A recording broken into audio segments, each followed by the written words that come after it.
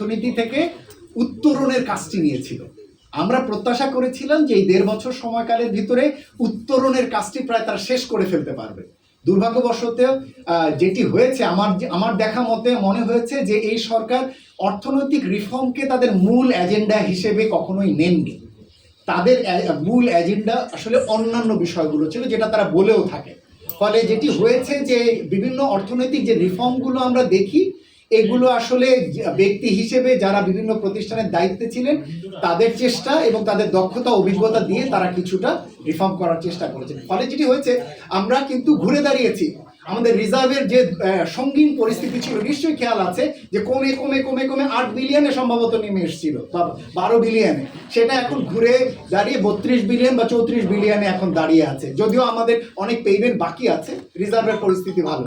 আমরা কিন্তু একসময় আশঙ্কা করেছিলাম যে টাকার বিনিময় হার এটা না আবার 150-এ গিয়ে ঠেকে, কিন্তু দেখেন এর ভিতরেও বিনিময় হার উন্মুক্ত করে দেবার পরেও কিন্তু আমরা 122-23-এ রয়েছে। ইনফ্যাক্ট এই মুহূর্তে সরকার, বাংলাদেশ ব্যাংক যদি ডলার না কিনতো তাহলে কিন্তু টাকা আরও কিছুটা শক্তিশালী হতো, অর্থাৎ আপনি আরও ইমপ্রুভমেন্ট দেখতে পারতেন। সরকার কৌশলগত কারণে এখনো টাকাটাকে ওই ছাড়টা দেন নাই, ফলে সেই কারণে আমরা এটাকে শক্তিশালী, নতুবা আরও কিছুটা শক্তিশালী হয়তো টাকাকে দেখতে পারতেন। তৃতীয়ত হলো ব্যাংকগুলোর ক্ষেত্রে যে দুরবস্থা ছিল, অন্তত পাচার বা এই জায়গাগুলোকে তো বন্ধ করা গেছে, কিন্তু পাচারের টাকা তো থামানো যায়নি, আনাও হয়তো এখনো যায়নি, কিন্তু বন্ধ করা গেছে। এমনকি মার্জার অ্যাকুইজিশনের মতো একটা গুরুত্বপূর্ণ দায়িত্ব বিভিন্ন চাপের মধ্যেও কেন্দ্রীয় ব্যাংকের গভর্নর এগিয়ে নিচ্ছেন। আমি মনে করি যে এটি যদি সাকসেসফুল হয় তাহলে আরও অনেক দুর্বল ব্যাংক এগুলো মার্জ করার প্রয়োজন আছে। আমি তো মনে করি যে আরও অনেক ব্যাংক বন্ধ করারও সুযোগ আছে।